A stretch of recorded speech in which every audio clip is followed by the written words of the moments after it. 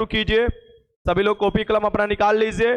Test पहले ही मैं दे देता हूं, अब आप लोगों का ड्यूटी है टेस्ट लगाइए। चलिए, हाँ, तो यहां से हम इसे जूम करते हैं। ये देख सकते हैं कि इसका नाम है क्या है, जियोग्राफी पॉलिटी टेस्ट। 50-50 क्वेश्चन है, प्लस 50 क्वेश्चन है। ठीक, दोनों 50-50 क्वेश्चन है और इत्मीनान से क्वेश्चन लगाना है। तेज गति से चलेंगे। सबसे पहला क्वेश्चन आपके सामने, और जो भी है देखिए यहाँ पर टोटल टाइमिंग कितना है, 45 मिनट। यानी ये 100 क्वेश्चन 45 मिनट में लगाना है। यानी आपके पास 45 मिनट में 100 क्वेश्चन लगाना है। ऑफलाइन में भी इतना ही स्पीड में मैं रखा हूं, ठीक, 45 मिनट में लगा लेना है। संविधान सभा की मसौदा समिति यानी कि ड्राफ्टिंग कमेटी के अध्यक्ष थे। पहले पॉलिटी के क्वेश्चन स्टार्ट होता है, तो ड्राफ्टिंग कमेटी के अध्यक्ष थे, बताइए। सब लोग का स्वागत है, हाँ एकदम ध्यान है। चलिए लगाइए क्वेश्चन, चलो लगाओ यार। तेरा सुपरस्टार जयराम दास, श्याम कुमार सुंदर, शिपू सी, खुशबू कुमारी, आनंद सागर, अंकुश राज, दुर्गेश गुप्ता, कुमार रजक, राखी मोदी।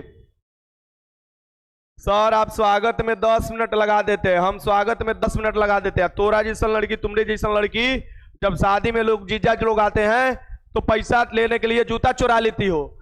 तू जूता चुराती हो तो हम बोलते हैं हम तो स्वागत में तुमको 4 मिनट लगाए, 10 मिनट कहाँ लगाए। और तू जो जूता चुरा लेती हो साली लोग, ये कौन चुट्टा वाला काम है। बनने जा रही हो पुलिस, जीजा जी को जूता चुरा लेती हो तुम लोग। शर्म नाम का कोई चीज ना है क्या। और जूता चुरा के ऊपर से पैसा भी मांगती हो, और उस समय स्वागत में ना लगता है। कोहबर में जब लोग जाता है कहती हो ए तेरी गीत सुनाइए ना, उस समय ना लगता है। और जल्दी से शादी ब्याह कर विदा करना चाहिए तो ना, उस समय तो हम गाएंगे, गाना सुनेंगे अपन पति देव जी से। बात करने आती हो, हमसे मत उलझना, सुलझा देंगे। ये देख लो, ड्राफ्टिंग कमेटी में टोटल सदस्य 7 होते हैं, जिसकी अध्यक्षता किसने किया था, डॉक्टर भीमराव अंबेडकर ने किया था, जिसे प्रारूप समिति करते हैं। इसका आंसर क्या हो जाएगा, ये हो जाएगा। क्वेश्चन नंबर 2, अपन बचवन के, अपन छोटकन भाईवन के स्वागत कर रहे, तुम्हारा क्या भाई दिक्कत है, स्वागत करने दो। तुम्हें दिक्कत है।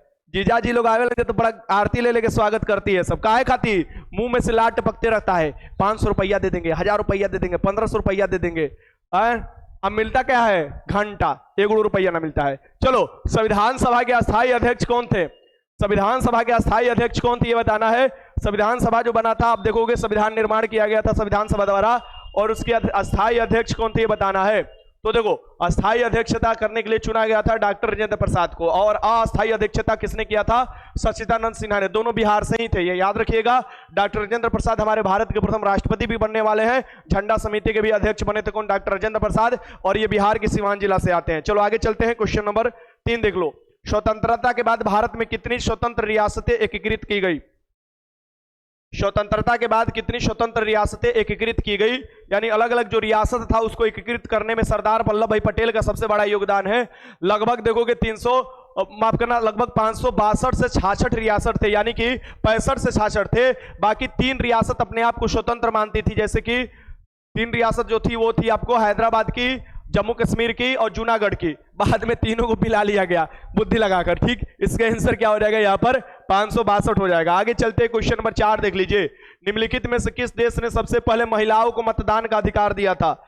सबसे पहले मतदान का अधिकार जो दिया गया था, ये महिलाओं को मतदान करने के लिए न्यूजीलैंड को दिया गया था, न्यूजीलैंड ने दिया था। और ऑस्ट्रेलिया ने उसके बाद आपको मतदान का अधिकार दिया था, ठीक। ऑस्ट्रेलिया ने जो दिया था शिक्षित लोगों को दिया था। तो शुरू में कहीं भी महिलाओं को प्रत्यक्ष पूरा अधिकार नहीं दे दिया गया था मतदान करने के लिए, ठीक ना। आपको पुरुष को भी जहां पर मतदान शुरुआत किया गया था वहां पर थोड़ा थोड़ा दिया जाता है। जैसे महिलाओं में भी जो बुद्धिमान महिला थी, पढ़ी लिखी थी, उनको सबसे पहले अधिकार दिया गया था मतदान करने के लिए, ठीक है। आगे चलते हैं, यहां पर देख सकते थे हम लोग, यहाँ मतदान जो होता है, हम लोग जो मतदान करने जाते हैं, हमने कि 18 वर्ष उम्र पूरा है, वोटर लिस्ट में नाम है, तो आर्टिकल 226 के तहत हम मतदान करने जाते हैं। आर्टिकल 326 के तहत, 226 नहीं, आर्टिकल 326 के तहत हम वोट डाल सकते हैं अगर वोटर लिस्ट में हमारा नाम है तो, ठीक। यानी लोकसभा के चुनाव में, विधानसभा के चुनाव में। एग्जाम डेट बढ़ गया क्या सर जी, अरे हमारा तो ही पगला देगा लड़का सब, ठीक ना। अरे एग्जाम डेट बढ़े ना बढ़े, तुम लोग को तैयारी करने से मतलब है। तुम लोग देखो, ऐसे करोगे ना हम सुस्त हो जाएंगे, ठीक। ऐसे बोलोगे ना, 4-5 को गर्लफ्रेंड है, घूमने चले जाएंगे उन लोगों के साथ, ठीक। फिर तुम लोग अपना पढ़ाई करते रहना, ऐसा मत करो। तुम लोग दबाव हम पर बनाए रखो, फिर देखो हम कितना बढ़िया से काम करते हैं, कितना बढ़िया से तुम लोग का सिलेबस 2-3 बार रिवीजन करा रहे हैं। ऐसे तुम लोग बोलोगे ना सर जी 10 दिन बढ़ेगा लग रहा है, 5 दिन बढ़ेगा सर जी, ये होगा, हम उठाएंगे, चल देंगे भैया घूमने के लिए, फिर तुम लोग खोजते रहना, ठीक। बाकी अब तुम लोग के हाथ में है, इसलिए बार बार बोल रहे हैं कि मत हमको डिस्टर्ब करो, चुपचाप पढ़ाई कर लिया करो। चलो ये मिलाओ, भारतीय संविधान की किस सूची के अंतर्गत पंचायती राज विषय आता है? सो पंचायती राज विषय किस सूची के अंतर्गत आता है बताना है तुम लोगों को, ठीक ना। तो चलो स्टार्ट करते हैं। पंचायती राज विषय जो है ये राज्य सूची का विषय है। किसके अंतर्गत आता है? राज्य सूची के अंतर्गत आता है। और पंचायती राज के अंतर्गत कितने विषय आते हैं? तो 29 विषय पर पंचायती राज कानून बना सकता है। पहला नंबर ग्राम पंचायत के बारे में कहां दिया हुआ है? आर्टिकल 40 में दिया हुआ था ग्राम पंचायत के बारे में। ग्राम पंचायत के बारे में याद रखिएगा, डीपीएसपी के। फिर देखोगे पंचायती राज को संवैधानिक दर्जा कब दिया गया भैया? 73वां संविधान संशोधन द्वारा दिया गया, 73वां। ये कब हुआ था भैया? 1992 में हुआ था, ये याद रखना। फिर देखोगे ये लागू कब हुआ था? 24 अप्रैल को लागू हुआ था, 24 अप्रैल 1993 को लागू हुआ था। इसलिए हम लोग 24 अप्रैल को क्या मनाते हैं? पंचायती राज दिवस मनाते हैं। पंचायती राज दिवस अब देखोगे पंचायती राज जो लागू किया गया था सबसे पहला, ये किसने किया था? बलवंत राय मेहता समिति ने सिफारिश किया था। तो 2 स्तरीय पंचायती राज व्यवस्था लागू किया गया था, ठीक। 2 स्तरीय पंचायत, 2 नहीं 3, माफ करना, 3 स्तरीय पंचायती राज व्यवस्था बलवंत राय मेहता समिति ने सिफारिश किया था। तो 2 अक्टूबर 1959 को लागू किया गया था। नागौर के राजस्थान से शुरुआत किया गया था, ये भी याद रखिएगा। 2 अक्टूबर को महात्मा गांधी का जन्म तिथि पड़ता है। अब ये देखोगे 2 स्तरीय पंचायती राज व्यवस्था जो लागू किए थे, अशोक मेहता समिति ने लागू करने की सिफारिश दिया था। कब दिया था? 1977 में, ये भी याद रखिएगा, 1977 में। आगे चलते हैं। एल.एम. सिंघवी समिति ने आपको क्या कहा था? पंचायती राज व्यवस्था को संवैधानिक दर्जा यानी संवैधानिक शक्ति के बारे में बताया था। क्वेश्चन नंबर 6 देख लो। तो ये जानते ही हो तुम लोग, सूची के बारे में देख लो। संघ सूची आप लोग जानते हैं जिस पर केंद्र कानून बना सकता है। केंद्र कानून जैसे संघ सूची में रेलवे का सब्जेक्ट आ गया, जनसंख्या वाला जो जनगणना हो गया आ गया, डिफेंस आ गया, ये सब जो आता है संघ सूची के अंतर्गत आता है। और इसमें देखोगे पहले 97 सब्जेक्ट थे, अब 100 सब्जेक्ट है, ठीक। इस पर संघ कानून बना सकता है। राज्य सूची में देखोगे ये पहले 66 को सब्जेक्ट थे, अब 61 को सब्जेक्ट है। राज्य सूची के अंतर्गत कौन आ सकता है? पुलिस आ जाएगा, पुलिस आ जाएगा ना, तुम लोग राज्य सूची के अंतर्गत आओगे। राज्य सूची के अंतर्गत पुलिस आता है, ये कृषि आ जाएगा, तुम्हारा पंचायती राज व्यवस्था आ जाएगा, ये सब क्या होता है इसके अंतर्गत। अब ये देखोगे अवशिष्ट सूची, अवशिष्ट सूची पर कौन, यानी कि पहले समवर्ती सूची देख लो। ये तीनों सूची के बारे में किसमें आपको उल्लेख मिलेगा? 7वीं अनुसूची में मिलेगा उल्लेख, 3 सूची के बारे में। समवर्ती सूची में देखोगे टोटल पहले 47 को सब्जेक्ट था, अब 52 को सब्जेक्ट हो चुका है। इस पर केंद्र राज्य दोनों कानून बना सकते हैं। अपशिष्ट शक्ति वो कहलाती है जो तीनों से छुटी हुई है। जैसे साइबर कानून समय के साथ आया अलग, तो उस पर संसद कानून बनाता है, यानी संसद के पाले में चला जाता है। क्वेश्चन नंबर 6 देख लो। भारतीय संविधान की दूसरी अनुसूची का संबंध इनमें से किससे है? भारतीय संविधान में टोटल 12 अनुसूचियां है बबुआ, टोटल 12 अनुसूची है। पहले संविधान जब लागू हुआ था 26 जनवरी 1950 को, तो 8 अनुसूची थे। पहली अनुसूची क्या कहता है? भारत के राज्य के बारे में, केंद्र शासित प्रदेश के बारे में। तो अभी भारत में 28 राज्य है, 8 केंद्र शासित प्रदेश है। पहली अनुसूची करता है। दूसरी अनुसूची जो प्रमुख पदाधिकारी हैं भारत सरकार के अंतर्गत, उनके वेतन के बारे में बात करता है। तीसरी अनुसूची शपथ के बारे में बात करता है। चौथी अनुसूची राज्यसभा में सीटों के आवंटन के बारे में बात करता है। 5वीं अनुसूची जाति अनुसूची जनजाति के क्षेत्रों के प्रशासन के बारे में। छठी अनुसूची बात करते हैं तुम्हारे असम, त्रिपुरा, मेघालय, मिजोरम के अनुसूचित जनजाति वाला क्षेत्रों के प्रशासन के बारे में। 7वीं अनुसूची 3 सूची, संघ सूची, समवर्ती सूची, केंद्र सूची, मतलब राज्य सूची। 8वीं देता है 22 भाषाओं के बारे में उल्लेख करता है। 9वीं अनुसूची जोड़ा गया था 1951 में पहला संविधान संशोधन द्वारा, उसमें आपको वो कानून रखा गया जिस पर सुप्रीम कोर्ट हस्तक्षेप ना कर सके, ठीक। 10वीं अनुसूची दल बदल विरोध कानून, यानी कि 1900 आपको देखोगे 85 में 52वां संविधान संशोधन द्वारा दल बदलू। 11वीं अनुसूची पंचायती राज को संवैधानिक दर्जा दिया गया, 73वां संविधान संशोधन द्वारा 1992 में, तो 11वीं अनुसूची जोड़ा गया था। और 12वीं अनुसूची नगर पालिका नगर निगम को संवैधानिक दर्जा दिया गया था, तो 12वीं अनुसूची जोड़ा गया था 74 संविधान संशोधन द्वारा, 74वां संविधान संशोधन 1992। आगे देखो भारत के संविधान की दूसरी अनुसूची क्या हो जाएगा भैया? महत्वपूर्ण पदाधिकारियों के वेतन के बारे में। इसका आंसर क्या हो जाएगा यहाँ पर? डी 7 देख लो। भारतीय संविधान के कौन सा अनुच्छेद राज्यों में राज्यपाल के प्रावधान करता है? राज्य में राज्यपाल होंगे जिसकी नियुक्ति राष्ट्रपति करेगा, यह प्रावधान जो करता है ये आर्टिकल 153 करता है। आर्टिकल 100।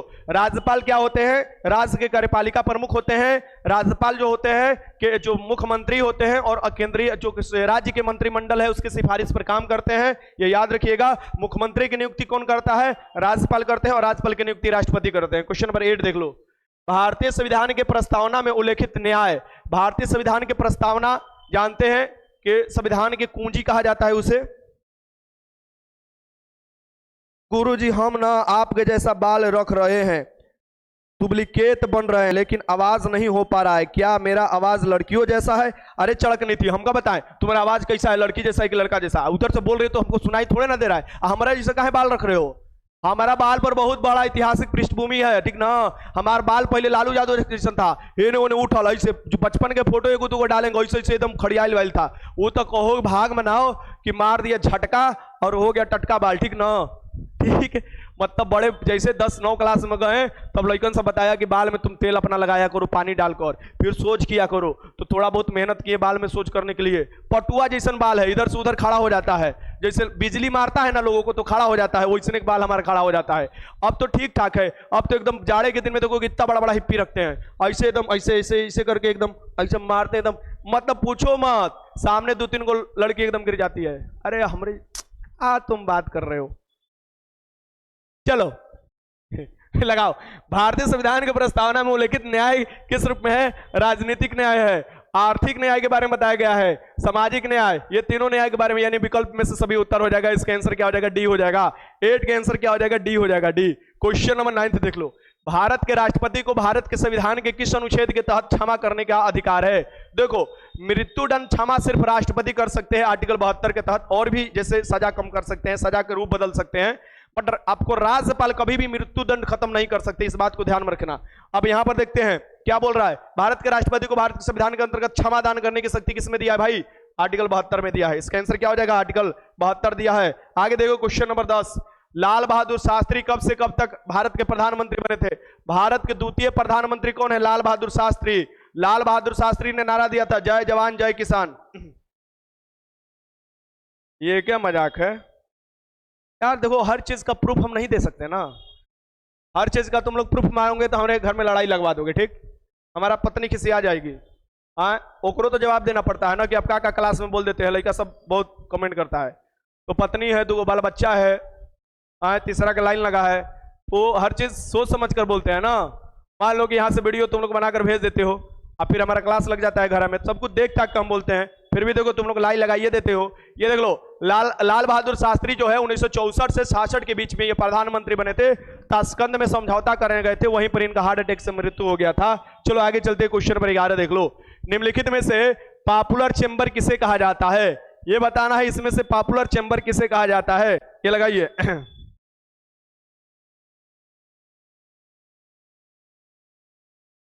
निम्नलिखित में से पॉपुलर चेंबर किसे कहा जाता है? पॉपुलर चेंबर कौन होगा इसमें बताओ? पॉपुलर चेंबर कहा जाता है जहां पर हम लोग खुद प्रत्यक्ष रूप से लोगों को चुनकर भेजते हैं, यानी कि पॉपुलर चेंबर इसमें कौन हो जाएगा? लोकसभा हो जाएगा। लोकसभा को प्रथम सदन भी बोला जाता है, लोकसभा को निम्न सदन बोला जाता है। एक बात ध्यान में रखना, प्रथम सदन निम्न सदन में कंफ्यूजन नहीं। उच्च सदन बोला जाता है राज्यसभा को, पर राज्यसभा को द्वितीय सदन बोला जाता है, लोकसभा को निम्न सदन बोला जाता है, लेकिन लोकसभा को प्रथम सदन बोला जाता है। इस बात को ध्यान में रखिएगा। लोकसभा अस्थायी होता है, मतलब कि इसका विघटन किया जा सकता है, लेकिन राज्यसभा अस्थायी, राज्यसभा जो होता है वो अस्थायी होता है। हेलो, हाँ बोलिए। हाँ हाँ, क्लास कर रहे हैं, बताओ कौन लड़का? तो तुम पर क्यों कॉल किया? नहीं अभी बात नहीं, अभी बोलो कि कल बात करें, क्योंकि आज हम क्लास करा रहे हैं। ठीक, चलो चलो, आ गया था कॉल। चलो यहाँ पर संसद के प्रत्येक वर्ष में लगभग 3 को सदन होते हैं, 3 सत्र होते हैं, माफ करना 3 सत्र होते हैं प्रत्येक, आप देखोगे वर्ष में, तो ये बात ध्यान में रखना। और कम से कम साल भर में तो 2 को सत्र होना जरूरी है, यानी कि संसद की 2 बैठक में कम से कम अंतराल जो होना चाहिए 6 महीने का, और कम से कम बैठक जो होना चाहिए 6 महीने के अंतर में 1 बार होना ही होना चाहिए, मैंने साल में 2 बार होगा, ठीक। और ऐसे आपको 3 बैठक होता है, आपको पता ही होना चाहिए। संसद के प्रत्येक वर्ष कितने बैठक होते हैं? 3 वर्ष, और कम से कम तो 2 होनी ही चाहिए। क्वेश्चन नंबर 13 देख लो, महान्यायवादी कब तक अपने पद पर बने रह सकते हैं? महान्यायवादी किसे कहा जाता है? महान्यायवादी जो होते हैं भारत सरकार के सबसे बड़े कानूनी अधिकारी होते हैं, और महान्यायवादी की नियुक्ति राष्ट्रपति करते हैं। सर जी कल ने आपने जो बोला था ना पढ़ने के लिए, आज वैसे ही मैं पढ़ा और साइंस और ज्योग्राफी में 500 क्वेश्चन पूरा कंप्लीट कर लिया, थोड़ा कॉन्फिडेंस आया है। सर जी आगे बोलिए क्या क्या करना है? आगे फिर से वो 500 क्वेश्चन को रिवीजन कर लेना है, नहीं तो तुम्हारा कॉन्फिडेंस एकदम धरातल में चला जाएगा। तो जो पढ़ रहे हो उसे रिवीजन भी करो, और डोंट वरी, हमें ना आज हम तुम लोगों को या आज या कल में तुमको एक साइकोलॉजिकल रूप से प्रूफ एक वीडियो मिलेगा तुमको कि पढ़ाई में तुम लोग क्यों थक जाते हो और पढ़ाई में क्यों दूर भाग जाते हो कॉपी किताब देखकर। मैं तुमको एक ऐसा वीडियो दूंगा जो YouTube पर कहीं नहीं तुम लोग खोज सकते हो, वो मेरा प्रूफ वीडियो है। अगर उस तरीका से तुम लोग पढ़ाई करोगे तो समझ लो रिजल्ट कोई नहीं रोक सकता है। मैं उस पर बनाने में कुछ पैसा खर्च हो रहा है लेकिन बना रहा हूं, तुम लोगों के लिए बना रहा हूं और जल्द वो आप लोगों के सामने होगा। और वो तुम लोग बहुत शेयर करना, जितना शेयर करना है उतना शेयर करना, लेकिन जो कहेंगे वो जरूर करना। महान्यायवादी कब तक अपने पद पर बने रह सकते हैं? ये प्रधानमंत्री के प्रसाद पे अंत। महान्यायवादी देखोगे आर्टिकल 76 में महान्यायवादी के बारे में वर्णन देता है। महान्यायवादी की नियुक्ति राष्ट्रपति करते हैं, इस बात को ध्यान में रखिएगा। ठीक, इसका आंसर क्या हो जाएगा? यहां पर बी हो जाएगा। आगे चलते हैं, क्वेश्चन देखते हैं। क्वेश्चन नंबर 14, किस प्रकार के शासन में शासकों का चुनाव लोग करते हैं? किस प्रकार के शासन में शासकों का चुनाव लोग करते हैं बताना है। यूट्यूब पर डालेंगे, यूट्यूब पर। हम भी थक जाते हैं। अच्छे तुम लोग देखे हो, एक पहले बस उस पर जाते हो चाहे साइकिल से मोटरसाइकिल से जाते थे तो घर बड़का बड़का घर पर लिखा रहता था ई रोगी मिले मंगलवार के, ई रोगी मिले बृहस्पतिवार के, घर के पीछे टोला के बगल में खाड़ी के बीच में। ये सब देखते हो, ये सब गजब लिखा रहता है। हम एक दिन क्या ही लिखा हुआ है, कोची लिखा रहता है, ई मतलब बड़ा बड़ा उज्जर पेंट से लिखा रहेगा ई रोगी मिले इस बार को, ई रोगी मिले इतना। आप पता कैसा लिखा रहेगा? फलना के गली के बगल में, ओकर पीछे खाड़ी के बगल में, हाथ तोड़ी रे, ये ऐसा ऐसा लिखा रहता है। तुम लोग भी देखते रहते हो फालतू में। किस प्रकार के शासन शासकों के चुनाव लोग करते हैं? ये बताओ, किस प्रकार के शासन में शासकों का जो चुनाव होता है, प्रतिनिधियों का जो चुनाव होता है, लोग करते हैं, वो लोकतंत्र होता है, लोगों का तंत्र होता है। यानी लोकतंत्र प्रत्यक्ष रूप से भी हो सकता है, अप्रत्यक्ष रूप से। प्रत्यक्ष रूप से जब हम चुनने जाते हैं उसे लोकतंत्र प्रत्यक्ष कहते हैं। अप्रत्यक्ष रूप से जो हम चुनकर भेजते हैं वो प्रतिनिधि हमारा शासन करते हैं। जैसे भारत में अप्रत्यक्ष लोकतंत्र है और स्विट्जरलैंड में प्रत्यक्ष लोकतंत्र है। आगे चलते हैं, क्वेश्चन देखिए 15, निम्न में से कौन भारत के पहले लोकपाल बने थे? भारत के लोकपाल निम्न में से पहले कौन बने थे बताना है, लगाओ।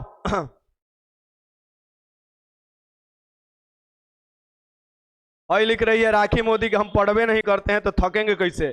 कोई बात नहीं राखी मोदी, हमको पता है भर थरिया खाने में थक जाती हो, चिंता मत करो।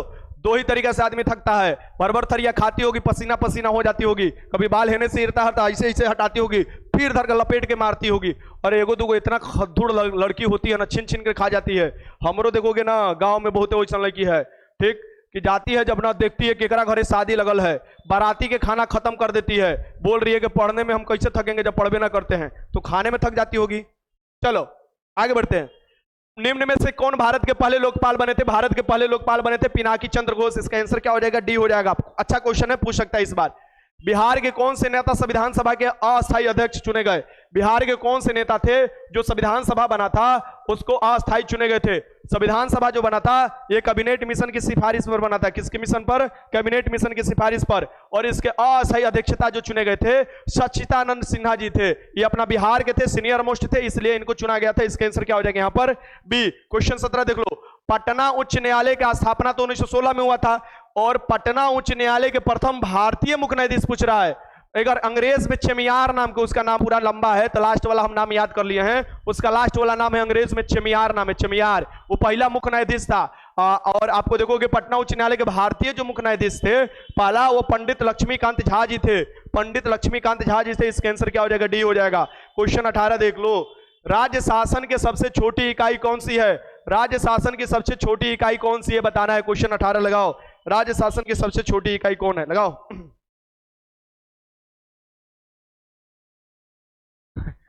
राज्य शासन की सबसे छोटी इकाई कौन है? तो राज्य में शासन की सबसे छोटी इकाई जो हो जाएगी ये हो जाएगी ग्राम पंचायत। भैया राशि में देखोगे राज्य शासन मतलब पंचायती राज के शासन की ये बात कर रहा है, ठीक ना। ये पंचायती राज में सबसे छोटा इकाई जो हो जाएगा ग्राम पंचायत हो जाएगा। ओकरा बाद पंचायत समिति हो जाएगा, ओकरा बाद जिला परिषद हो जाएगा। यही ना होता है जी त्रिस्तरीय में। इसका आंसर क्या हो जाएगा? डी हो जाएगा, डी। चलो आगे बढ़ते भाई। क्वेश्चन देखो 19। बिहार के प्रथम मुस्लिम मुख्यमंत्री कौन थे? बिहार के प्रथम मुस्लिम मुख्यमंत्री देखोगे 1-2 साल के लिए बने थे। तो बिहार के प्रथम मुस्लिम मुख्यमंत्री जो थे अब्दुल गफूर थे। अब्दुल गफूर थे। 19 के आंसर क्या हो जाएगा? डी हो जाएगा। अब्दुल गफूर बिहार के प्रथम मुख्यमंत्री थे। ये देखोगे 1973 से 75 के बीच में बने थे, ठीक, मुख्यमंत्री। आगे देखते क्वेश्चन नंबर 20 देख लो। राज महाधिवक्ता की नियुक्ति किसके द्वारा किया जाता है? राज में जो महाधिवक्ता होता है वो राज्य सरकार के सबसे बड़े कानूनी अधिकारी होता है, ठीक ना। ये क्वेश्चन किरण, अरे बबुआ तो लोग चिंता मत करो, अरे क्वेश्चन तो इतना कराएंगे ना धुआं धुआं हो जाएगा, ठीक, चिंता काहे कर रहे हो तुम लोग, इतना क्वेश्चन रिवीजन कराया जाएगा, इतना कराएंगे, इतना मेहनत काहे के लिए कर रहे हो, इतना गाला फंसा रहे तुम लोगों को, ऐसे नहीं है 4-5 को खाली पीडीएफ देके छोड़ देते हैं, नहीं, मैं तो तुम लोगों को मेहनत करना हम जेन्युइन चाह रहे हैं, मैं जेन्युइन चाह रहा हूं, आत्मा से चाह रहा हूं कि तुम लोग का रिजल्ट हो, और जिस दिन रिजल्ट होगा तुम लोग जरूर मिठाई लेके आओगे, और जो मिठाई लेकर नहीं आएगा ना वो फिजिकल में छट जाएगा। चलो ये देखिए राज महाधिवक्ता की नियुक्ति किसके द्वारा की जाती है? राज महाधिवक्ता की नियुक्ति की जाती है राज्यपाल द्वारा, राज्यपाल द्वारा। इसका आंसर क्या हो जाएगा? ये हो जाएगा। आगे चलते क्वेश्चन नंबर 21 देखो, कौन सा अनुच्छेद राज्य में राष्ट्रपति शासन लागू हेतु निर्देश देता है? कौन सा अनुच्छेद देता है राष्ट्रपति शासन लागू हेतु? क्लास डेली रहेगा रवि गुप्ता, चिंता मत करिए, क्वेश्चन एकदम धड़ाधड़ रिवीजन होगा। चलिए, हाँ, कौन सा अनुच्छेद राज्य में राष्ट्रपति शासन लगने हेतु निर्देश करता है? तुम लोग बात नहीं मानोगे, लेकिन एक बात मैं बोल दूं, सच तुम लोग को बता रहा हूं, इस जबान से जिसको बोल दिया हूं ना बिहार दुर्गा या बिहार पुलिस, उसी साल वो बन गया है। पता नहीं क्या होता है कि मैं बोल देता हूं, मैं तो समझ के, ऐसे नहीं कन्हैया बोल देता हूं कि जाओ तुम भी बन जाओगे, समझ बुझ कर। और एक बात समझ लो, बहुत लोगों को बोला हूं ना, वो जान रहे हैं ना, कह दिया तो हो गया, समझ लो। इसलिए मिठाई से मत ये करना, चुपचाप एगुड़े गुड़ही पहुंचाना, एगुड़े लमचूस पहुंचाना, बिस्किट पहुंचाना, लेकिन पहुंचा देना कायदे से, प्यार से। ये ना बोल रहा हूं कि इतना मिठाई लेकर आना, शादी में नहीं आ रहे हो, एगुड़े बिस्कुट पहुंचाना, लेकिन एगुड़े लमचूस पहुंचाना, एगुड़े कुछ भी पहुंचाना, लेकिन पहुंचा देना कायदे से, ठीक ना। इसी में फायदे में रहोगे कि लास्ट तक हमारा जरूरत पड़ेगा, डॉक्यूमेंट वेरिफिकेशन में मिसरी जी की जरूरत पड़ेगा। कौन सा अनुच्छेद राज्य के राष्ट्रपति शासन लागू हेतु निर्दिष्ट करता है? आर्टिकल 356, आर्टिकल 356 करता है, ठीक ना। एक बात ध्यान में रखिए, सच में प्रूफ दिखाने लगेंगे तो तुम लोग कहोगे बाप रे बाप। चलो यहाँ पर आर्टिकल 356 जो है, आपको आर्टिकल 356 के तहत क्या होता है? राष्ट्रपति, बिहार में 8 बार राष्ट्रपति शासन लागू हो चुका है। बिहार में सबसे पहले, ये क्या लिख रहे हैं, एक मिनट, बिहार में सबसे पहले 1968 में राष्ट्रपति शासन लागू हुआ था, और यही बिहार दरोगा में पूछा हुआ था सबसे पहले राष्ट्रपति शासन बिहार में कहां लागू हुआ था। और ऐसे पूछे कि सबसे पहला राष्ट्रपति शासन कहां लागू हुआ था राज्य में, तो पेप्सू यानी पंजाब में लागू हुआ था, ये भी याद रखिएगा। इसका आंसर क्या हो जाएगा? आर्टिकल 356 के तहत। आर्टिकल 352 क्या कहता है? आर्टिकल 352 कहता है तुम्हारा राष्ट्रीय आपात के बारे में, अभी तक 3 बार लगा है राष्ट्रीय आपात। एक बात ध्यान में रखिएगा, कौन कौन लगा था? 1962 में लगा था, चीन के साथ युद्ध हुआ था, तो 1971 में लगा था आपको, बांग्लादेश जब बना था, तो 1975 से 77 इंदिरा गांधी लागू की थी आंतरिक अशांति कहकर। 3 बार लागू हो चुका है अभी तक। आगे चलते क्वेश्चन नंबर 22 देखते हैं, निम्नलिखित में से संविधान संशोधन के माध्यम से संपत्ति का अधिकार मौलिक अधिकार के रूप में अस्तित्व में है? संपत्ति का अधिकार मौलिक अधिकार के रूप में अस्तित्व में है, यह बताना है। लगाइए क्वेश्चन। सर जी गांव की लड़की हैं, कहां से आएंगी? ये देख लो, ये देख लो, पैसा बचाने के लिए क्या लिख रही है? सर जी गांव के लड़की हैं, कहां से आएंगे? जब बिहार पुलिस में जो गला फंस गया, थोड़ा पानी लाओ तो जी। चलो, तो अगर बिहार पुलिस में ज्वाइनिंग के लिए बुलाता है तो उस समय कहां से आओगी? वह समय ये दोनों टंगरिया पर टुक टुक टुक टुक टुक टुक चल कर आओगी, ठीक ना। बुद्धि मत हमको पढ़ाओ। निम्न में से किस संविधान संशोधन द्वारा संपत्ति के अधिकार को मूल अधिकार से? संवैधानिक संशोधन आर्टिकल 368 के तहत होता है। यह पूछ रहा है किस संविधान संशोधन द्वारा, देख लेते हैं। संपत्ति के अधिकार को हटा दिया गया था, ये बताना है।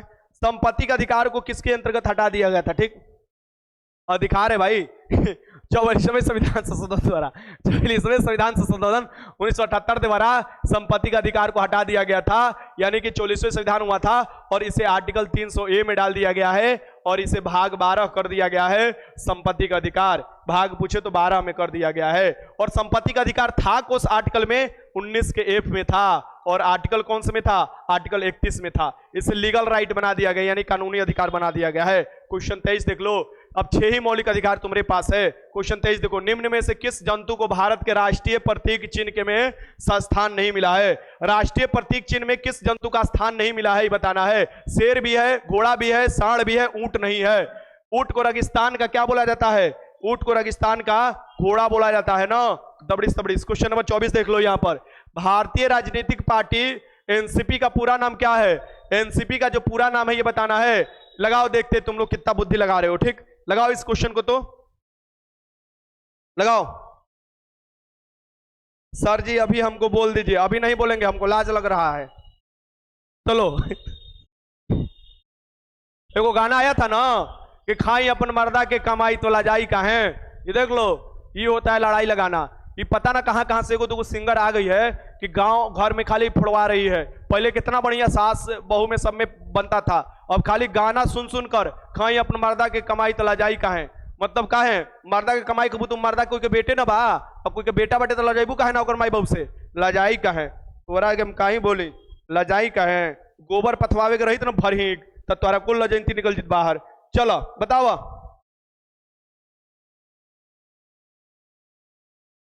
ये बताओ इसमें क्या हो जाएगा इसका आंसर। सर जी डिमोटिवेट हो रहा है, अरे मत होकर डिमोटिवेट। हाँ चलो माही क्वेश्चन लगाओ, अब रील्स बना दूंगा। हाई तो वो धमकी देते हैं रील्स उस मत बनाया करो, अब तो तुम लोग हमारा इज्जत डाउन कर दे रहे हो। बताओ फोन आने लग रहा है घरे से, कहा बना रहे हो, ये सब वायरल कर दे रहे हो तुम लोग, गलत बात है ना। इसका मतलब होता है national Congress party, nationalist Congress party, माफ करना, नेशनलिस्ट कांग्रेस पार्टी होता है इसका आंसर, यानी एनसीपी जो है नेशनलिस्ट कांग्रेस पार्टी इसका फुल फॉर्म होगा। इसे याद रखना, मुझे पता है कि तुम लोग गड़बड़ करोगे इसलिए मैंने दिया, ठीक।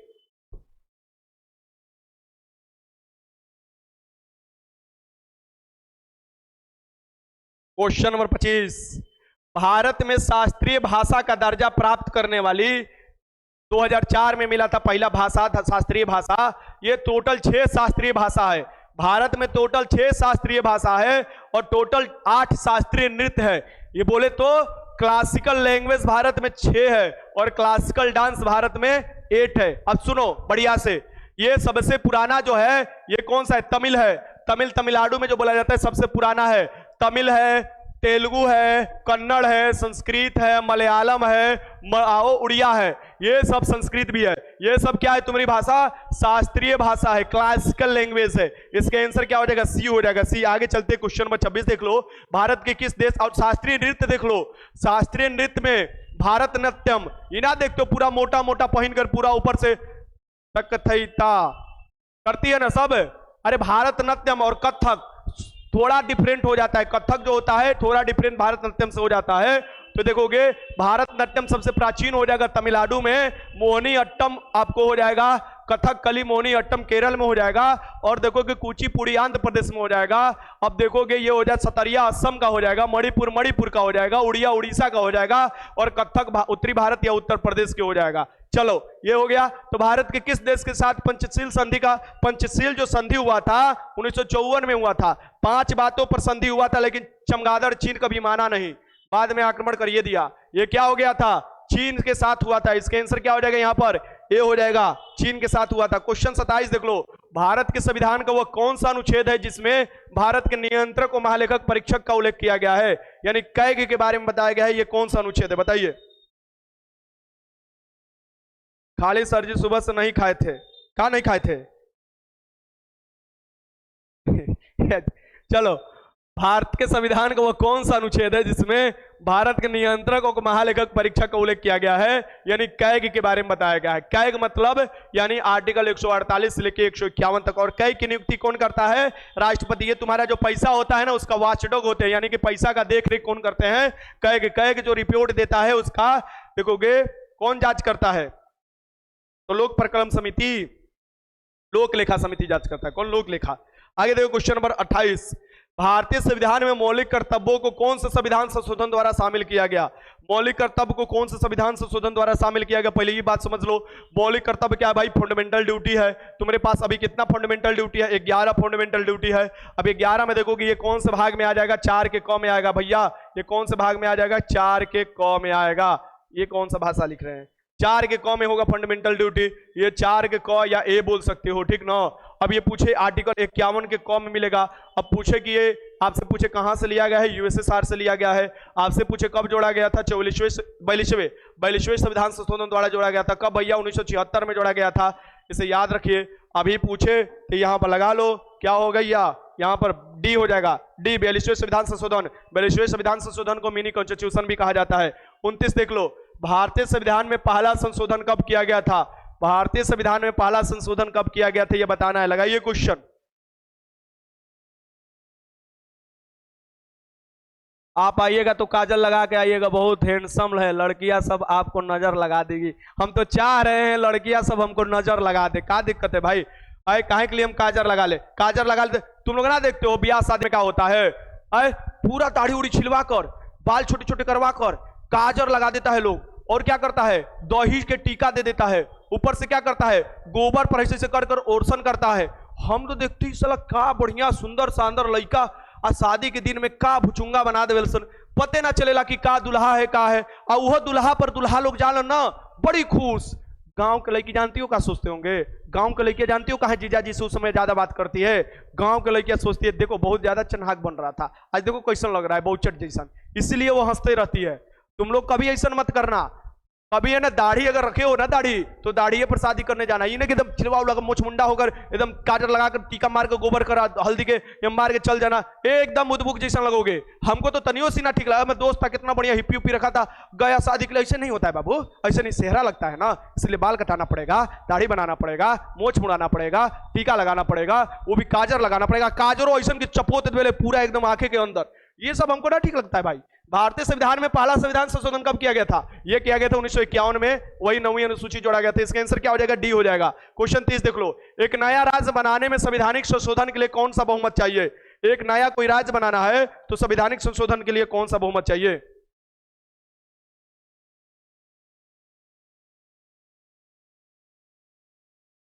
गुरु जी मेरे पापा बोल सुन रहे हैं, तो कहा सुना रही हो पापा को जी? चलो कुछ नहीं बोलेंगे, चलो एक पापा सुन रहे हो, तुम लोग भी तुमको चढ़ा देते हो, गंदी बात। हाँ सुबह सही बोल रहा है भीम, सुबह जब जाकर उठता है ना सब पानी छुप दिन मारता है, पर्सनालिटी ठप डाउन। चलो यहाँ पर देखते हैं क्वेश्चन, एक नया राज्य बनाने हेतु तो संवैधानिक संशोधन जो होता है साधारण बहुमत द्वारा होता है, इस बात को ध्यान में रखिएगा। इसका आंसर क्या हो जाएगा? ये हो जाएगा। क्वेश्चन 31 लगाओ। चलो स्पीड के बुलेट के हम लोग स्पीड से चलेंगे। भारत के वित्त आयोग की नियुक्ति कौन करता है? सो भारत में वित्त आयोग की नियुक्ति कौन करता है बताना है। तो भारत में जो वित्त आयोग होता है एक संवैधानिक संस्था है। क्या है भैया? संवैधानिक संस्था है।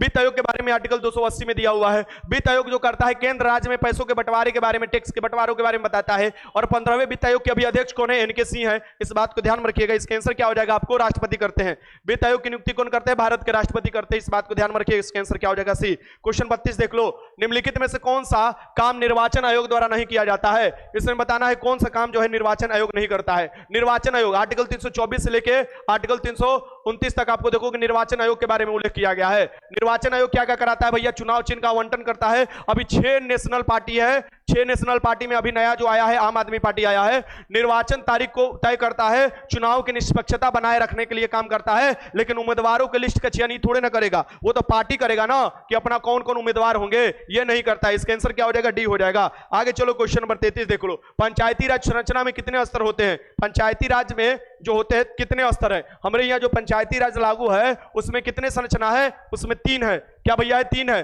3 स्तर के हैं, पहला पहला दूसरा, यानी पहला में ग्राम पंचायत है, दूसरा में पंचायत समिति है, तीसरा में जिला परिषद है। इस बात को ध्यान में रखिएगा। 3 स्तरीय संरचना है और 3 स्तरीय संरचना के लिए कौन सुझाव दिए थे? बलवंत राय मेहता समिति ने सुझाव दिया था। आगे चलते क्वेश्चन देखते हैं। 34 नंबर क्वेश्चन देखिए,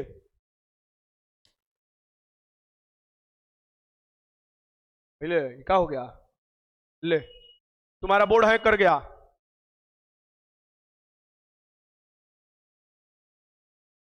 ओ देखो देखो देखो ध्यान से देखो, देखो यहां पर मच्छी बैठी हुई है।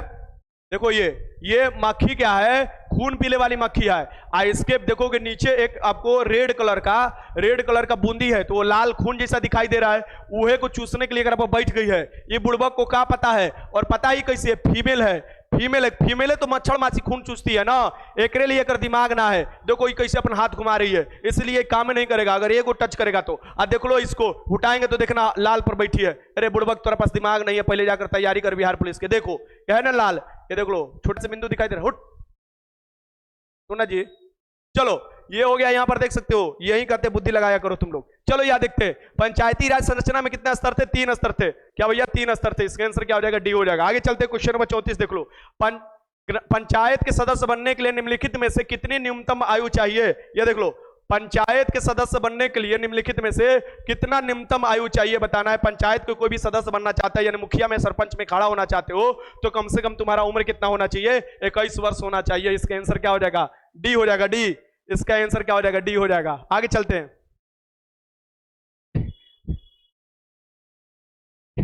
कल सृष्टि बोली थी कि सर जी हमको सीक्रेट बताइए कि कैसे बीपीएससी निकलेगा, हमको सीक्रेट बताइए। तो कर सृष्टि को एगो भेज दिए थे, बीपीएससी का सेट भेज दिए गए, वो बीपीएससी का सेट लगाकर बताओ। देख लिए बीपीएससी का सेट लगाकर बेचारी मायूस होगी। सृष्टि चिंता मत करो, तुम जो बीपीएससी के सेट लगाई ना, पिछली बार के मेंस 2 बार से लिख रही है लड़की, उसको भी वो सेट भेजे थे, तुमसे कम नंबर आया था। तो तुम्हारे जैसा ही मत ये मत सोचो कि तुम्हारा स्थिति दयनीय हो गया, नहीं।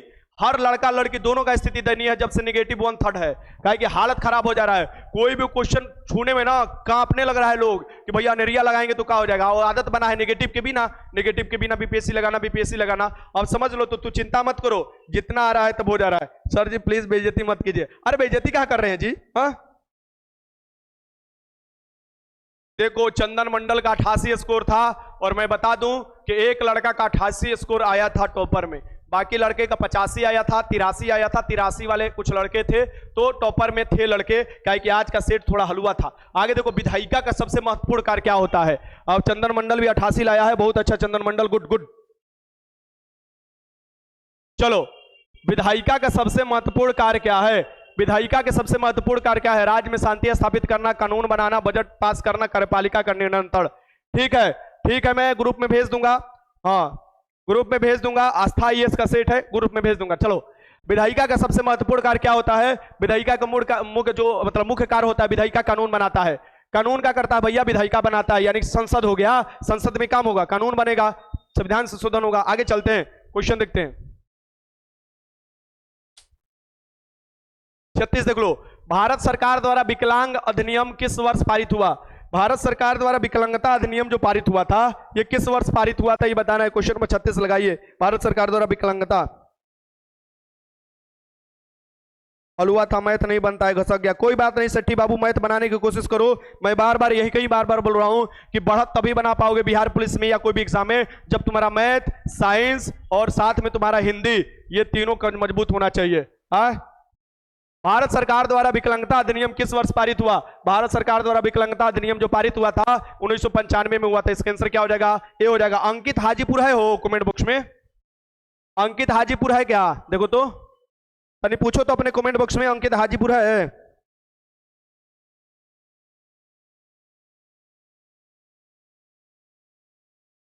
देखो तो कमेंट में, अंकित हाजीपुर है क्या? ये देखो यहाँ पर, लोकसभा और राज्यसभा की संयुक्त बैठक की अध्यक्षता कौन करता है? लोकसभा और राज्यसभा की संयुक्त बैठक की अध्यक्षता कौन करता है बताना है।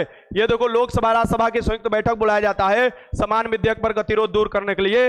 आर्टिकल 108 के तहत बुलाता कौन है? राष्ट्रपति। बुलाती है मगर जाने का नहीं। ये कौन बोलता है? राष्ट्रपति बोलता है। बुलाता है राष्ट्रपति, तो लोग क्या बोलते हैं? नत जाओ नत जाओ। लो, संयुक्त बैठक में जाओगे ना तो लोकसभा वाला ज्यादा संख्या में वो सबका कानून पारित हो जाएगा। तो ये क्या होता है? इसकी अध्यक्षता लोकसभा के अध्यक्ष करते हैं। कौन होता है? लोकसभा के अध्यक्ष करते हैं, राष्ट्रपति बुलाते हैं। क्वेश्चन नंबर 38 देख लो। लोकसभा के अध्यक्ष को उसके पद से किसके द्वारा हटाया जा सकता है? अंकित हाजीपुरा जी। नहीं है का?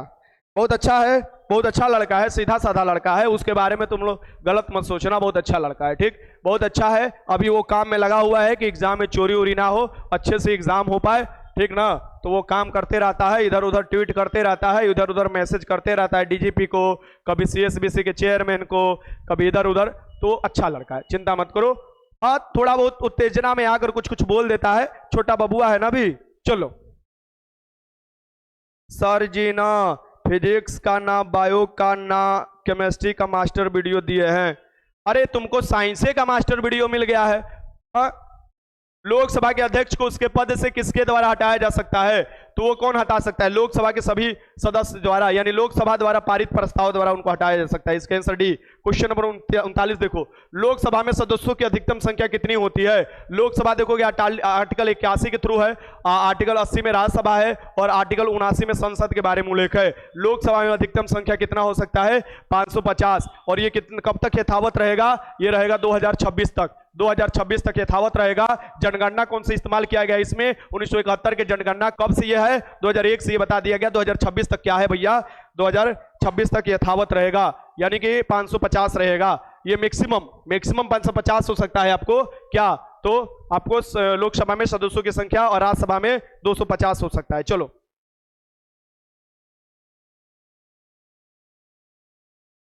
चंदन भैया, आप 4 साल से तैयारी कर रहे हैं और कोई 6 मन से आपका कंपेयर नहीं कर सकते हैं खुद से। सर बहुत दिमाग खराब हो रहा है। बिहार पुलिस और बीपीएससी दोनों का एग्जाम लगभग एक ही साथ होने वाला है। हार्ड पढ़ते हैं, इजी भूल जाते हैं। इजी भूल जाते हो तो इजी पर तो रिजल्ट बनता है जी, हार्ड पर कौन बनता है?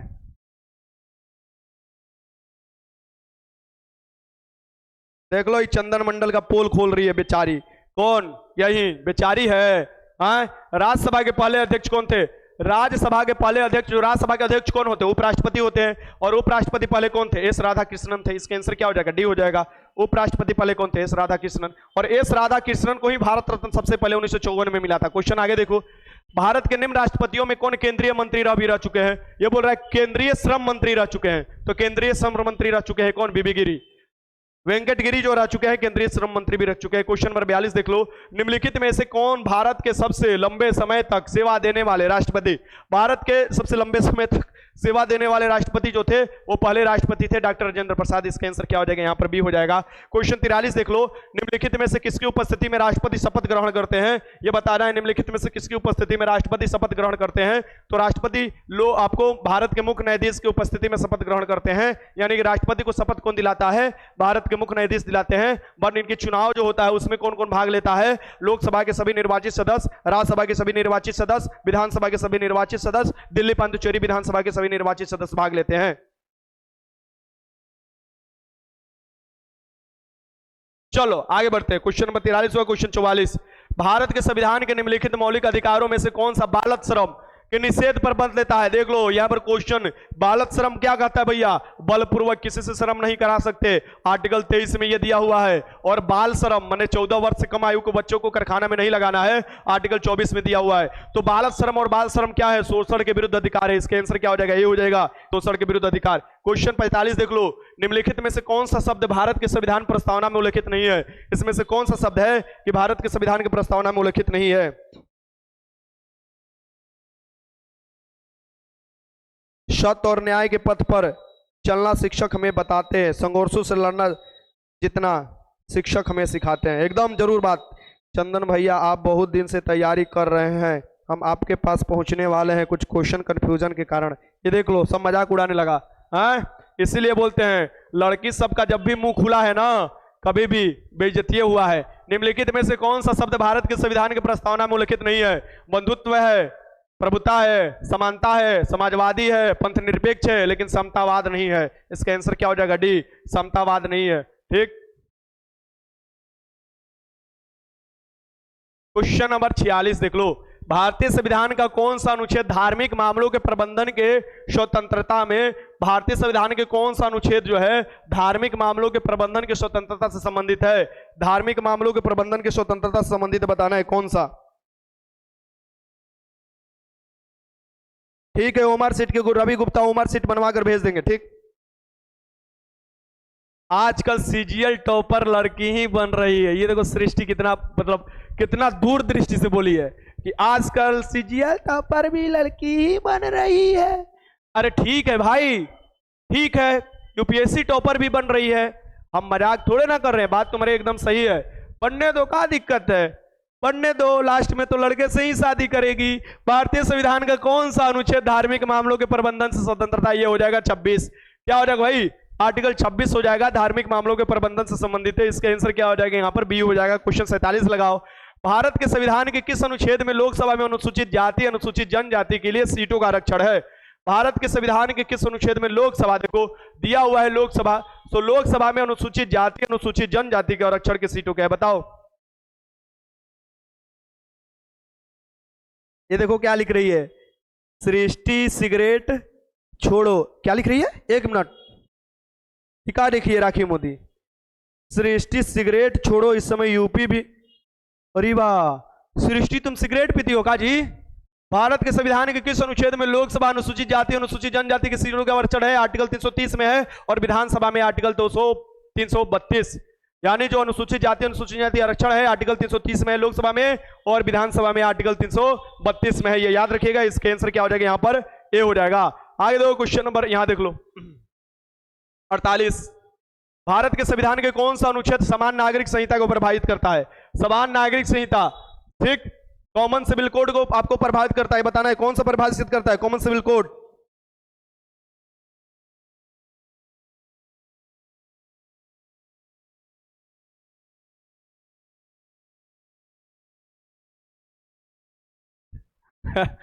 भारत के संविधान के कौन सा अनुच्छेद समान नागरिक संहिता में परिभाषित करता है? यह आर्टिकल 44। अरे चंदन मंडल तुम्हारे शादी काट दी। अरे भाई तुम्हारे शादी काट दी है। राखी मोदी बोल रही है कि तुम 20 साल से तैयारी कर रहे हो लेकिन अभी तक तैयारी कर रहे हो, तो तुम्हारा इतना नंबर नहीं आएगा। बताओ, ऐसा बोलना चाहिए उसको? बेइज्जती हो गया। ऐसे ही हम लोग को बोल देती है। इसका आंसर क्या हो गया? 44। 44 देखो कि समान नागरिक संहिता कहां लागू हुआ है भैया? गोवा में। गोवा में समान नागरिक संहिता है। सिविल आपको देखोगे सिविल कॉमन कोड है, ये आपको याद रखिएगा। आगे देखते हैं क्वेश्चन नंबर 49। भारत के संविधान के निम्नलिखित अनुसूचियों में से किसमें राज्यों के परिषद के सीटों का आवंटन है? क्या बोल रहे भाई? भारत के संविधान के निम्नलिखित अनुसूचियों में किसमें राज्य के परिषद में सीटों का आवंटन है? राज्य के परिषद मतलब राज्यसभा, राज्यों के परिषद मतलब राज्यसभा की बात कर रहा है। राज्यसभा में सीटों का आवंटन के बारे में बता रहा है, ठीक।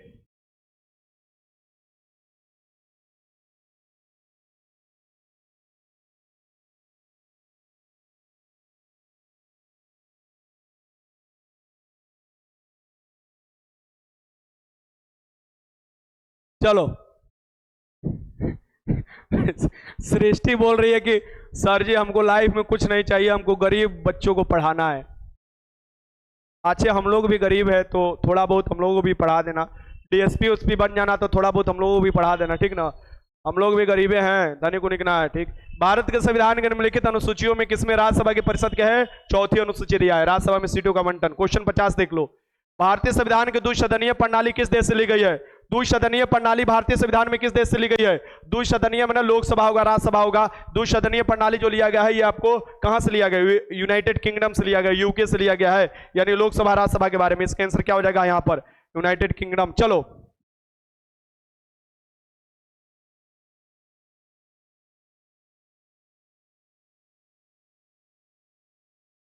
चलो अब ज्योग्राफी का होगा। और चलो ज्योग्राफी का होगा तो थोड़ा पानी उनी पी लो और हम थोड़ा देख लेते हैं। हम भी कुछ पानी पी लेते हैं। हाँ चलो पानी पी लो और बस 2 सेकंड हमको भी समय दो, पानी उनी पी लेते हैं, गला फंस गया है। सांस ले लो तुम लोग भी, सांस ले लो।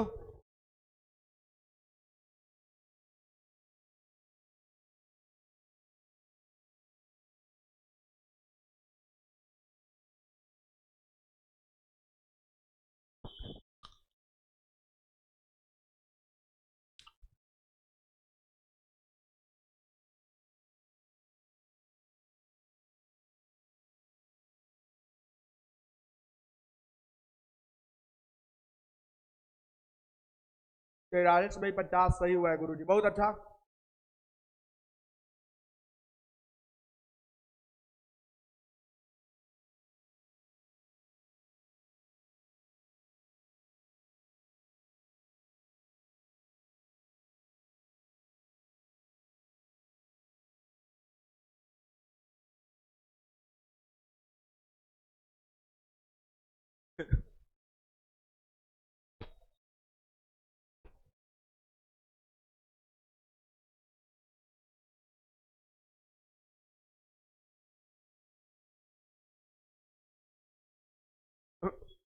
अरे यार तेरा सुपर स्टार बड़ा मुंह फुलेले है।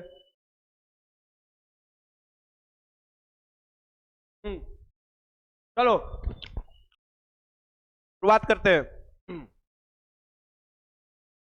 ज्योग्राफी का है ये और डेली तुम लोग ऐसे ही मिलेगा। ज्योग्राफी, पॉलिटी, साइंस जो ऑफलाइन में हो रहा है वही ऑनलाइन में हो रहा है, जो ऑनलाइन में हो रहा है वही ऑफलाइन में हो रहा है। बस कोई किसी से भेदभाव नहीं, सब प्रेम भाव से चलेगा। चलो यहां पर स्टार्ट करते हैं पहला क्वेश्चन के साथ। चलो यहां चलो, भारत के किस देश के साथ सबसे लंबी सीमा साझा करता है? भारत जो है लगभग किस देश के साथ सबसे लंबी सीमा साझा करता है? 4096 किलोमीटर का सीमा साझा करता है। यह है बांग्लादेश। किसके साथ? बांग्लादेश के साथ साझा करता है। और सबसे कम जो साझा करता है 106 किलोमीटर का साझा करता है, अफगानिस्तान के साथ साझा करता है। ये भी याद रखिएगा, पीओके वाला क्षेत्र है वो, ठीक। इसका आंसर क्या होगा? बांग्लादेश। बांग्लादेश का आपको देखो आजादी कब मिला था? 1971 में मिला था। ये पहले पूर्वी पाकिस्तान कहलाता था, जब आजादी हुआ तब इसको बांग्लादेश कहा जाने लगा। आगे देखते हैं क्वेश्चन नंबर 2। महादेव पहाड़ी मुख्य रूप से किस राज्य में? मुख्य रूप से दे रहा है, ठीक। महादेव के पहाड़ी मुख्य रूप से देखोगे ये कहां पड़ता है? तो म से महादेव, म से मध्य प्रदेश। महादेव के पहाड़ी कहां पड़ता है? मुख्य रूप से मध्य प्रदेश में। अमरकंटक की पहाड़ी कहां पड़ता है? मुख्य रूप से मध्य प्रदेश में। क्वेश्चन नंबर 3 देख लो। पालघाट निम्नलिखित में से किन राज्यों में मिलता है? पालघाट। पालघाट निम्नलिखित में से किस राज्यों में मिलता है? पालघाट जो 2 राज्यों को जोड़ता है, पालघाट जो है ये 2 राज्यों को जोड़ता है। ये किस किस राज्यों को जोड़ता है बताना है। तो पालघाट जोड़ता है तमिलनाडु और केरल को। तीसरे के आंसर क्या हो जाएगा यहां पर? तमिलनाडु और केरल को।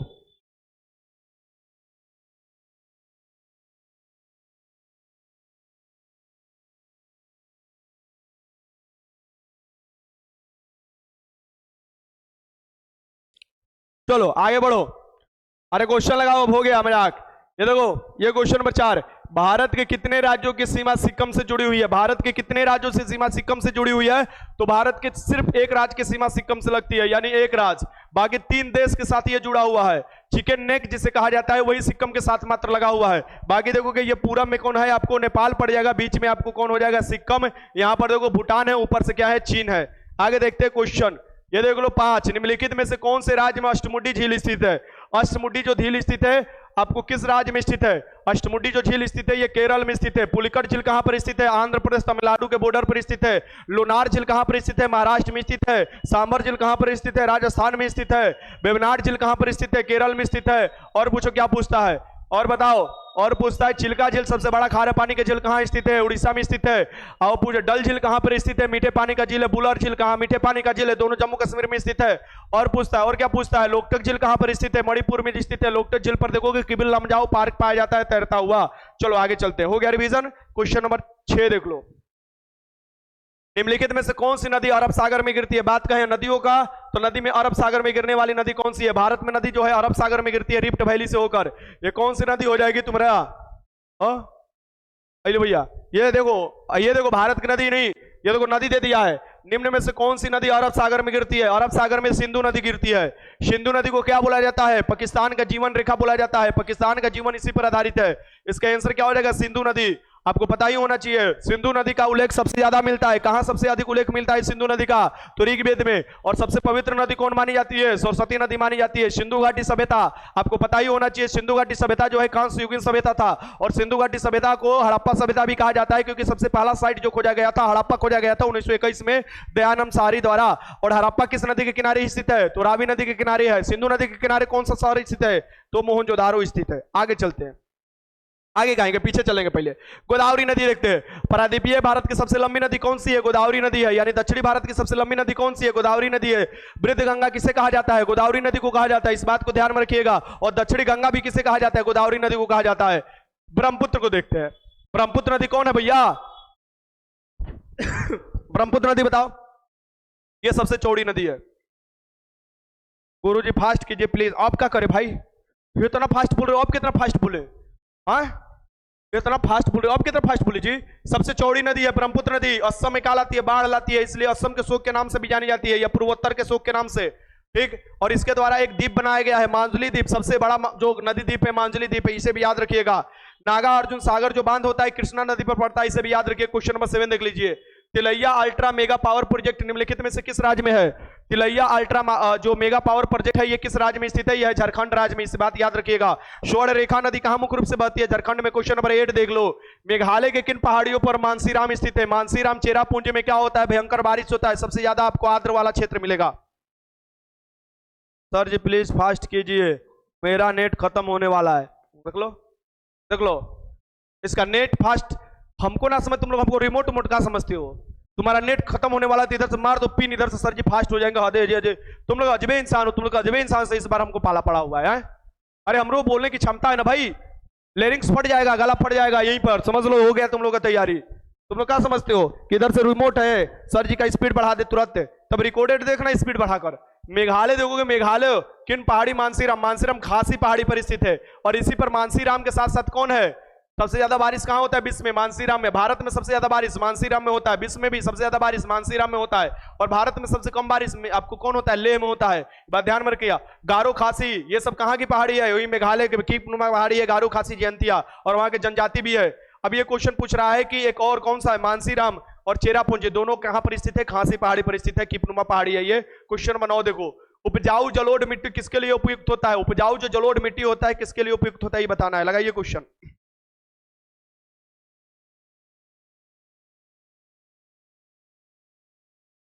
आई तो अजबे लिखता है, टूटी कलम अब फूटी करम, कभी भाग नहीं बदलता है।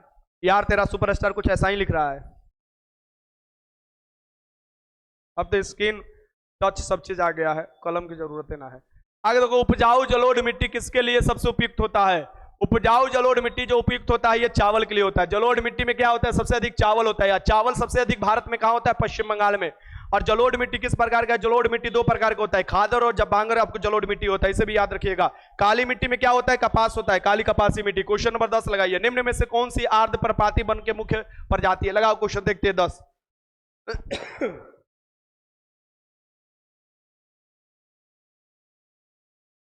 चलो लगाओ, देखते हैं इसका आंसर क्या लगा रहे हो। क्वेश्चन नंबर 10 लगाओ सभी लोग।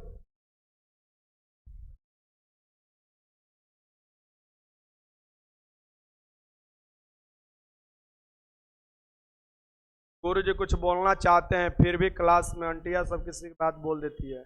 ओ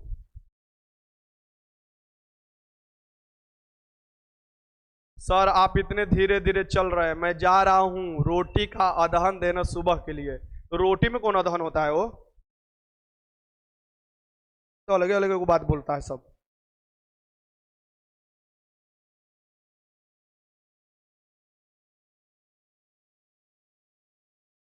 चलो चलो चलो लगाओ क्वेश्चन, इसका आंसर क्या लगा रहे हो, बहुत अच्छा। देखो, जो भी चंदन लगाया है ठीक है, चंदन मंडल हो जाएगा।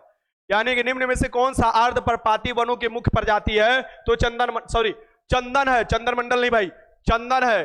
अरे एक नाम आता है तो बार बार आता है। अब देखोगे चंदन पाया जाता है कहां पर, देखोगे ये पाया जाता है तुम्हारा पश्चिमी घाट और पूर्वी घाट का मिलन स्थल में, यानी यहां पर मिलेगा, नीलगिरी की पहाड़ी में।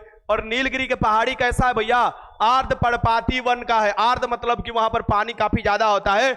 आर्द्र पर्णपाती वनों के मुख्य प्रजाति कौन हो जाएगा भैया, चंदन हो जाएगा, इस बात को ध्यान में रखिएगा। देखो, आर्द्र पर्णपाती वन दो प्रकार के होते हैं, एक शुष्क होते हैं और पर्णपाती वन दो प्रकार के होते हैं। आर्द्र होते हैं एक पर्णपाती वन, एक शुष्क पर्णपाती वन होते हैं, ध्यान रखना। हमारे बिहार में कौन है, शुष्क पर्णपाती वन ज्यादा है। पर्णपाती वन उसे कहा जाता है तो साल में पत्तियां झाड़ देती है, एक समय आता है तो। क्वेश्चन नंबर 11 देखो, और चंदन की लकड़ी कहां मिलेगा, चंदन की लकड़ी मिलेगा तुम्हारे बिहार में, चंदन मंडल की लकड़ी, ठीक सॉरी, चंदन की लकड़ी मिलेगा, सॉरी चंदन की लकड़ी मिलेगा तुम्हारे नीलगिरी क्षेत्र में, यानी कर्नाटक में मिलता है। आगे देखते हैं, सबसे बड़ा तारामंडल किसे माना जाता है, सबसे बड़ा तारामंडल जो है ये कौन है, यह है हाइड्रा। सबसे बड़ा तारामंडल कौन सा है, वो हाइड्रा है। चलो आगे चलते हैं। एक तो रात को इसलिए मैं बढ़िया से पढ़ा पाता हूं ना, दिन में इतना क्राउड होता है ना, बाहर से टीटा, ऊपर से समझो कि पसीना पसीना आदमी हो जाता। पसीना तो अभी हो गया है, लेकिन क्राउड के चलते हम बहुत डिस्टर्ब होते हैं, यानी कि ये सब आवाज के चलते बहुत डिस्टर्बेंस हमको फील होता है।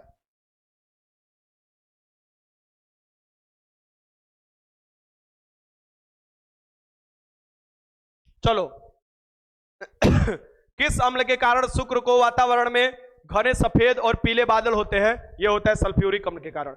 सल्फ्यूरिक अम्ल के कारण क्या होता है, घना आपको जो होता है सफेद और पीले बादल हो जाते हैं। और शुक्र क्या होता है, संदर्भ के देवता कहा जाता है इन्हें। शुक्र क्या होता है, आपको सबसे गर्म ग्रह है। शुक्र क्या है, सबसे चमकीला ग्रह है। शुक्र को भोर के तारा, सांझ के तारा कहा जाता है। शुक्र को आपको सबसे पृथ्वी का जुड़वा बहन भी कहा जाता है।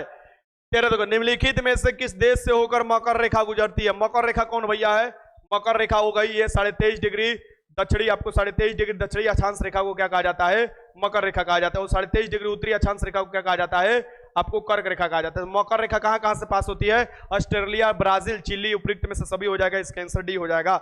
आगे देखो 14 देख लो, 14 निम्नलिखित में से कौन सा रूपांतरित चट्टान का उदाहरण नहीं है। रूपांतरित चट्टान का उदाहरण नहीं है, तो रूपांतरित चट्टान नहीं है ये बताइए। ग्रेनाइट रूपांतरित चट्टान थोड़े ना, ये तो अग्नि चट्टान है। इसका आंसर क्या हो जाएगा, डी हो जाएगा। आराम से लगाकर बढ़ जाओ। 15 देख लो, निम्नलिखित में से किस स्थानीय पवन को डॉक्टर वायु की कहा जाता है? डॉक्टर वायु कहा जाता है, यानी कि पवन से आपको फायदा होता है, आपको डॉक्टर वायु भी कहा जाता है, हरमटन को कहा जाता है। इसका आंसर क्या हो जाएगा? यहां पर ए हो जाएगा। आगे देखो क्वेश्चन नंबर 16, समुद्र का, ये देखो 16, समुद्र का जल वर्षा जल की अपेक्षा अधिक लवण वाला होता है क्योंकि, देखो हम रात में अकेले रहते हैं, ठीक ना। एक दिन क्या हुआ कि रात में लगा कि एगो कोई बाल बड़ा बड़ा बाल बढ़ीले है, करिया कपड़ा पहनले है, और लाइट कट गया था, और एक बाइक के क्या लगा कि समन में उजर उजर चेहरा लेकर खड़ी हो गई। आंख लग रहा था ओकर उजला, आंख का पुतरी लग रहा था लाल, और अखिया कैसे लग रहा था उजला। हम सोच रहे कि हम सपना देख रहे हैं, फट से नहीं उठे, देखिए कि 2 सेकंड 3 सेकंड के लिए सामने थी और तुरंत गायब हो गई। हमारा एकदम धक धक धक धक करने लगा, उसी समय एकदम धड़ धड़ धड़ धड़ धड़। हम सोचे कि भैया क्या हो सकता है, कौन हो सकती है, कौन हो सकता है। एकदम डरा गए थे, समझो डर गए थे बहुत काफी। फिर लाइट बारे, सब इन्वर्टर वाला लाइट बार कर देखे, और फिर मोबाइल वाला लाइट बार कर क्लास में देखे कोनो भूत तो ना आ गई है। फिर देखो कोई भूत नहीं थी। फिर रात भर हमने फिल्म देखा, और रात को ऐसे ही काट लिया कि दोबारा वो मत आए। और फिर देखो आजो हमको वो कभी कभी दिखाई दे रही है, मतलब अभी से हमको लग रहा है कि वो भूतनी दिखाई दे रही है। ठीक, काला काला आती है, ठीक ना, पहन कर ड्रेस, और उजर एकदम चेहरा है, और आंख जो है एकदम समझो कि ये वाला जो आंख है एकदम उजला वाला जो अखिया है ना, वो दिखाई देने लगता है। अरे दादा बड़ी डर लगता है। समुद्र का जल वर्षा जल की अपेक्षा अधिक लवण का होता है, भैंस नियन है वो पुतैनिया। चलो आगे देखते हैं, समुद्र का जल वर्षा जल की अपेक्षा अधिक लवण होता है, ऐसा क्यों? देखो वर्षा जल होता है मीठा जल होता है, और समुद्र का जल जो होता है खारा जल होता है। ठीक, और ये बताना है आप लोगों को, समुद्र का जल वर्षा के जल की अपेक्षा अधिक लवण वाला होता है क्योंकि, ये बताओ क्यों होता है भैया? क्योंकि नदी जो होता है ये अलग अलग चट्टान को, जिसमें चट्टान में लवण वाला भी चट्टान होता है, मिट्टी भी लवण वाला होता है, उसको काटते हुए बहाते हुए ले जाकर समुद्र में डिपोजिट कर देती है, यानी बहा देती है। यानी कि नदी जो होती है पृथ्वी के लवण बहा कर ले जाती है और समुद्र में डाल देती है, जिसके कारण देखोगे आपको ये हो जाता है। वैसे ज्वालामुखी क्रिया के कारण भी आपको देखोगे कुछ कुछ आपको लवण बढ़ता है, लेकिन मुख्य यहां पर हो जाएगा सी, इसका आंसर हो जाएगा ऑप्शन के अकॉर्डिंग। क्वेश्चन नंबर 17 देख लो, ये देख लो, एशिया के सबसे बड़ा मरुस्थल का नाम बताना है। एशिया के सबसे बड़ा मरुस्थल का नाम बताना है, बताना है। लगाइए क्वेश्चन, एशिया के सबसे बड़ा मरुस्थल। लग रहा है आज हमको फिल्में देख के काटना पड़ेगा।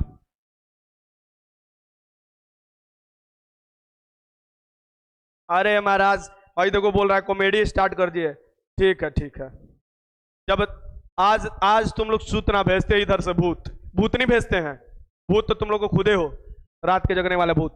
इस बार भेजते भूतनी को, ठीक ना, चुड़ैल को भेजते। कौन कौन छत पर सोता है होकर फिर आज चुड़ैल जाएगी। चलो मंत्र मार देते हैं, चलो आज तुम्हारे पास चुड़ैल जाएगी, फिर तुम लोग काल आकर बोलोगे हमसे गुरुजी माफ कर दी। एशिया के सबसे बड़े मरुस्थल का नाम बताओ। एशिया के सबसे बड़ा मरुस्थल है गोबी मरुस्थल है, ठंडा मरुस्थल है। भारत के सबसे बड़ा मरुस्थल है थार मरुस्थल है, और विश्व के सबसे बड़ा मरुस्थल है सहारा मरुस्थल, इसे भी याद रखिएगा। टकला मकान मरुस्थल चीन में पाया जाता है, इसे भी याद रखिए। आगे चलते हैं, क्वेश्चन 18 देख लो, किस प्रकार के वनों में वृक्ष का एक निश्चित मौसम में अपने पत्ते को त्याग देता है? किस प्रकार के वृक्ष है जो कि एक निश्चित मौसम में पत्ते को त्याग देता है?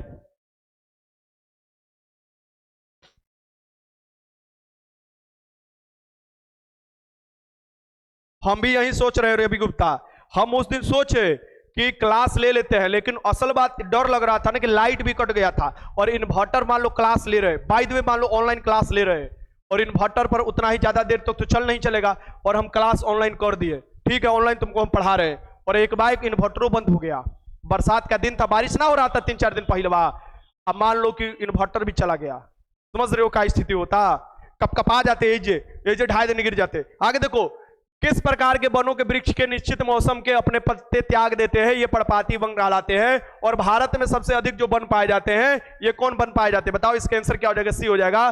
भारत में सबसे वन जो पाए जाते हैं, ये पाए जाते हैं, यही पर्णपाती वन पाए जाते हैं। ठीक ना, उष्णकटिबंधीय पर्णपाती वन पाए जाते हैं, इसका आंसर याद रखना।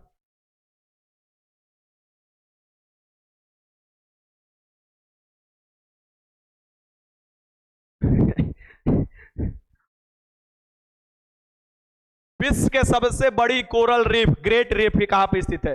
विश्व के सबसे बड़ी विश्व के सबसे बड़ी coral reef, great barrier reef, कहां पर स्थित है? ये जो स्थित है ऑस्ट्रेलिया में स्थित है। ऑस्ट्रेलिया में स्थित है। इसका आंसर क्या हो जाएगा आपका बी में हो जाएगा, बी आंसर हो जाएगा। ऑस्ट्रेलिया के पूर्वी क्षेत्र में निम्नलिखित में से कौन भारत का क्षेत्र उष्णकटिबंधीय सदाबहार वन से ढका हुआ है? ये कौन सा क्षेत्र है भारत में जो उष्णकटिबंधीय सदाबहार वन से ढका हुआ है, ये बताना है। सदाबहार वन जो है भारत में देखोगे पश्चिमी घाट में मिलता है। कहां मिलता है? पश्चिमी घाट में मिलेगा, कुछ पूर्वी क्षेत्र में मिलेगा, कुछ हिमालय के तराई वाला क्षेत्र में मिलेगा, अंडमान निकोबार क्षेत्र में मिलेगा। ये इसका आंसर क्या हो जाएगा? यहां पर सी हो जाएगा, पश्चिमी घाट में। पश्चिमी घाट मतलब ई वाला क्षेत्र में मिलेगा। ठीक, आगे देखते क्वेश्चन नंबर 22 देख लो। निम्नलिखित में से कौन सा राज्य कॉफी के सबसे बड़ा उत्पादक है? कॉफी के सबसे बड़ा उत्पादक राज्य कौन सा ही बताना है। तो कॉफी के सबसे बड़ा उत्पादक है कर्नाटक। क्या भैया? कर्नाटक। और चाय में आपको असम हो जाएगा। 23 देख लो। भारत में सबसे बड़ी सिंचाई नहर कौन सी है? भारत में सबसे बड़ी सिंचाई नहर कौन सी है? समझ लेना, अगर हमने 12 बजे या 2 बजे या 3 बजे लाइव आ गए और समझ लेना कि सर जी यहाँ लाइट है और सर जी डरा रहे हैं इसलिए लाइव आए, लेकिन किसी से कहना मत, ये मत करना, बात ये सब उड़ा मत देना, सर जी डरा रहे हैं इसलिए। कभी आ गए रात में एक बाइक तुम लोग को सूचना देकर के हम लाइव आ रहे हैं, तो तुम लोग भी 3-4 को हमसे जुड़ जाना। ये ना कि लाइव पढ़ा रहे हैं कोई जुड़बे ना किया है ऐसे डर लगने लगेगा, ठीक ना। तो तुम लोग 3-4 को 5 को कम से कम जुड़ जाना लाइव आएंगे तो, ठीक। हाँ, ये भारत में सबसे बड़ी सिंचाई नहर कौन सी है भैया? यह है इंदिरा गांधी नहर। ठीक, इंदिरा गांधी नहर है, आपको पता होना चाहिए। इसका आंसर क्या हो जाएगा? बी हो जाएगा। क्वेश्चन 24, कुद्रमुख लौह अयस्क खदान कहां पर है?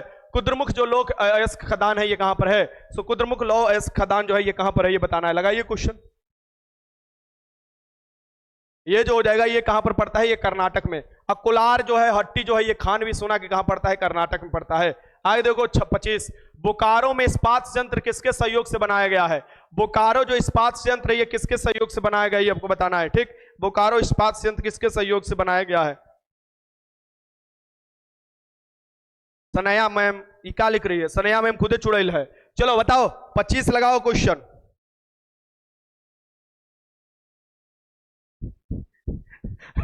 ये बोकारो इस्पात संयंत्र जो इस्पात संयंत्र है ये किसके सहयोग से बनाया गया है? ठीक, किसके सहयोग से बनाया गया है? ये बनाया गया है यूएसएसआर के सहयोग से, यानी कि सोवियत संघ यूएसएसआर के सहयोग से। इसका आंसर क्या हो जाएगा?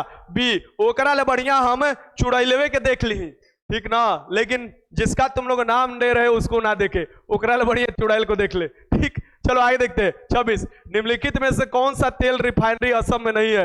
ये बताओ, इसमें से कौन सी तेल रिफाइनरी है जो असम में नहीं स्थित है? ये बताना है। असम में नहीं है। नोनामाती है, नोनामती, नुमलीगढ़ है, डिगबोई है सबसे पुराना, ये बरौनी अपना बिहार में है। बरौनी अपना बिहार में पड़ता है, बेगूसराय जिला में पड़ता है। इसका आंसर क्या हो जाएगा? आपको सी। ये आपको रिफाइनरी है, आपको यूएसएसआर के सहयोग से स्थापित किया गया था। निम्नलिखित में से कौन सा जनजाति सिक्किम की है? सिक्किम देखोगे कि जनसंख्या के दृष्टि से सबसे छोटा राज्य है, और इसमें पूछ रहा है कि निम्नलिखित में से कौन सी जनजाति सिक्किम की है? सिक्किम की जनजाति भूटिया है, ऋतु प्रवास करती है भूटिया। इसका आंसर क्या हो जाएगा? बी हो जाएगा। आगे देखो क्वेश्चन नंबर 28, भूपेन हजारिका सेतु और सबसे बड़ी पुल है। भूपेन हजारिका सबसे बड़ा पुल है नदी वाला, और भूपेन हजारिका जो है ये किसको जोड़ता है? ये असम को जोड़ता है, अरुणाचल प्रदेश को। किसको? असम और अरुणाचल प्रदेश। इसका आंसर बी हो जाएगा। क्वेश्चन 29 देखो, भारत के पश्चिम तट के किनारे कौन सा प्राकृतिक बंदरगाह स्थित है? भारत के पश्चिम तट पर देखोगे ये कौन से प्राकृतिक बंदरगाह स्थित है, ये बताना है। ये बताओ, ये कौन सा प्राकृतिक बंदरगाह स्थित है? भारत के पश्चिमी तट पर कौन सा प्राकृतिक बंदरगाह स्थित है, ये लगाना है। ये देखोगे देखो कौन सा हो जाएगा भाई? मार्मू गोवा है, गोवा में। मार्मू गोवा में स्थित है। यहां पर आप देखोगे तो ये आपको है। विशाखापट्टनम आंध्र प्रदेश में पड़ता है। हल्दिया आपको देखोगे पश्चिम बंगाल में पड़ता है, यहां पर पड़ेगा हल्दिया, यहां पर पड़ जाएगा। और ये चेन्नई तो आपको देखोगे चेन्नई, तुतुकुरिन, ये सब जो पड़ता है इधर आपको पश्चिमी, आपको पूर्वी में क्षेत्र में पड़ जाता है, ठीक ना। कृत्रिम आपको बंदरगाह है चेन्नई पहला। क्वेश्चन 30 देख लो, भारत के सर्वाधिक ऊंचाई पर स्थित हवाई अड्डा कौन है? भारत की ऊंचाई पर स्थित सर्वाधिक हवाई अड्डा कौन सी है? तो भारत के सर्वाधिक ऊंचाई पर स्थित हवाई अड्डा है लेह हवाई अड्डा। और भारत के सबसे ऊंचाई पर स्थित जो लड़ाई वाला स्थल है वह सियाचिन है। क्वेश्चन नंबर 31 देख लो, बगदाद किसकी राजधानी है? बगदाद किसकी राजधानी है बताओ? हमको खाना खाने भी जाना है बाहर, होटल में बंद हो जाएगा, जल्दी से। कितना बज गया हो? बज गया 22:18। आए मतलब 22:30 बजे तक खत्म कर लेना है, यानी 10:30 बजे तक खत्म कर लेना है। बगदाद किसकी राजधानी है? इराक की राजधानी है। इराक की राजधानी कौन सी भैया है? बगदाद है। क्वेश्चन नंबर 32 देख लो, निम्नलिखित में से कौन सी श्रीलंका की पहली आधिकारिक भाषा है? ये बताओ, निम्नलिखित में से कौन सी श्रीलंका की पहली आधिकारिक भाषा है? तो श्रीलंका में कौन भाषा बोली जाती है? सिंहली। सिंहली लोग भी वहां पर है, सिंहली आपको भाषा बोली जाती है। आगे देखो 33, निम्नलिखित में से, और सिंहला आपको श्रीलंका को आजादी कब मिला था? 1948 में। निम्नलिखित में से कौन से मोती द्वीप कहलाता है? मोतियों का द्वीप कहलाता है। कौन सा भाई? मोती द्वीप कहलाता है। बहरीन को कहा जाता है, छोटा सा द्वीप है बहरीन, इसको मोती द्वीप भी कहा जाता है। आगे चलते हैं, क्वेश्चन देखते हैं।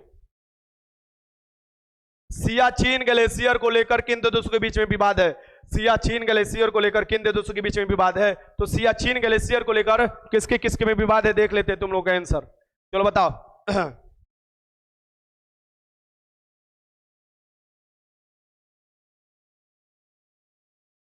बताओ बताओ बताओ।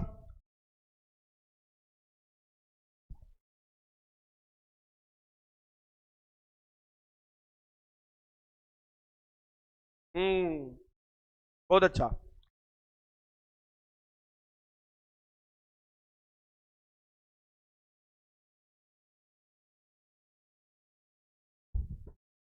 सियाचिन ग्लेशियर को लेकर पाकिस्तान और भारत के बीच में विवाद है। इसका आंसर क्या हो जाएगा? सी हो जाएगा, सी। चलो आगे चलते हैं। महावेली गंगा किस देश की सबसे लंबी नदी है? महावेली गंगा जो है किस देश की सबसे लंबी नदी है बताना है। तो महावेली गंगा जो है ये किस देश की सबसे लंबी नदी है? यह है अपना श्रीलंका के। और श्रीलंका और भारत के बीच में पाक जलमरूमत भी पाया जाता है। आगे देखो क्वेश्चन नंबर 36, कौन सा देश गेहूं के सबसे बड़ा उत्पादक है? यह बताना है इनमें से कौन सा देश है जो कि गेहूं के सबसे बड़ा उत्पादक है। तो गेहूं चावल का सबसे बड़ा उत्पादक कौन सा है? यह हो जाएगा डी, चीन हो जाएगा। चीन चमगादड़ सबसे बड़ा उत्पादक है गेहूं चावल का। क्वेश्चन नंबर 37 देख लो, और दूसरे पर भारत आता है। निम्नलिखित में से कौन सा एक लौह खनिज है? ये बताओ लौह खनिज कौन है? निम्नलिखित में से कौन सा एक लौह खनिज है? लोहा उससे निकाला जाता है, लोह, लोहा के साथ मिलता है लौह खनिज हो जाएगा मैग्नीज, हेमेटाइट हो जाएगा, सिडेराइड हो जाएगा, आयरन पैराइड्स हो जाएगा। ये जो होता है ये सब होता है। चलो आगे चलते, क्वेश्चन नंबर 38 देख लो। समान वर्षा वाले स्थाने वाली मिलानी समरेखा को क्या कहते हैं? समान वर्षा वाले स्थानों को मिलाने वाली जो रेखा होती है इसे आइसोहाइट बोला जाता है। इसे क्या कहा जाता है? आइसोहाइट बोला जाता है। समान मानचित्र वाले मिलाने वाली रेखा को क्या बोला जाता है? समोच्च रेखा, जिसे कंटूर रेखा भी बोला जाता है। ठीक, इसे भी याद रखिएगा। आगे चलते हैं, क्वेश्चन नंबर 39, जिब्राल्टर जलदमरूमत किन को जोड़ता है? जिब्राल्टर जलदमरूमत जो जोड़ता है किसको बीच में जोड़ता है? अटलांटिक महासागर को भूमध्य महासागर से जोड़ता है। 39 का आंसर क्या हो जाएगा? यहां पर सी हो जाएगा, अटलांटिक महासागर को भूमध्य महासागर से जोड़ता है। और क्या कहा जाता है? भूमध्य सागर की कुंजी किसे कहा जाता है? जिब्राल्टर को ही ना जी। 40, विश्व के सबसे बड़ा डेल्टा निम्नलिखित में से कौन सा बनाता है? विश्व के सबसे बड़ा डेल्टा जो बनाता है ये कौन से बनाता है? ये बताना है। विश्व के सबसे बड़ा डेल्टा है सुंदरबन डेल्टा। और सुंदरबन डेल्टा कौन कौन नदी मिलकर बनाता है? गंगा और ब्रह्मपुत्र नदी मिलकर। सुंदरी नामक वृक्ष पाई जाती है इसलिए उसका क्या नाम है? सुंदरबन डेल्टा नाम है। 41 देखो, एनटीपीसी केंद्रीय लोक क्षेत्र उद्गम है जो कि निम्नलिखित में से इस क्षेत्र में संबंधित है। एनटीपीसी क्या करता भैया? और एनटीपीसी की स्थापना 1973 में हुआ था। एनटीपीसी एक केंद्रीय लोक क्षेत्र के उद्गम है और एनटीपीसी क्या करता है? विद्युत उत्पादन में काम करता है। इसका आंसर क्या हो जाएगा यहां पर? सी। आगे देखो क्वेश्चन नंबर 42, निम्नलिखित में से कौन सा अंटार्कटिका क्षेत्र में स्थित एक भारतीय अनुसंधान केंद्र है? एक भारतीय अनुसंधान केंद्र को गायत्री है, मैत्री है, गंगोत्री है। ये जो होता है ये आपको अंटार्कटिका यानी कि दक्षिणी ध्रुव में जो है, यानी यहां पर देखो कि बर्फ जमा हुआ है, यहां पर स्थित ये सब है। ठीक नहीं, इसका आंसर याद रखिएगा। क्वेश्चन 43, बोडो भाषा कहां बोली जाती है? बोडो जनजाति भी पाया जाता है और बोडो वहां के भाषा बोला जाता है जनजातियों द्वारा। ये कहां पर भैया? असम में बोला जाता है। इसका आंसर क्या हो जाएगा? ये हो जाएगा। क्वेश्चन नंबर 44 देख लो, भारत के किस शहर को महलों का शहर नाम से जाना जाता है? भारत के किस शहर को महलों का शहर कहा जाता है? भारत के किस शहर को महलों का शहर बोला जाता है? ये कहा जाता है तुम्हारे कोलकाता को। किसको? कोलकाता को। इसका आंसर हो जाएगा बी। 45, भारत के दैनिक मौसम मानचित्र कहां तैयार और छापा जाता है? ये बताओ, भारत के दैनिक मौसम मानचित्र कहां तैयार और छापा प्रिंट होता है? यह किया जाता है आपको मौसम विभाग द्वारा पुणे में। पुणे, इसका आंसर क्या हो जाएगा? डी हो जाएगा। 46 देख लो, भारत के सबसे छोटे जिले, भारत के सबसे छोटा जिला का नाम बताना है। यह हो जाएगा माहे। माहे जो जिला है भारत के सबसे छोटा जिला है। आगे देखो 47, ये देखो, भारत के स्थलीय सीमा की लंबाई कुल कितनी है? यानी भारत के स्थलीय सीमा की लंबाई जो है ये 15,200 किलोमीटर है। अब सभी जलीय सीमा की लंबाई जो है ये 7516 किलोमीटर है।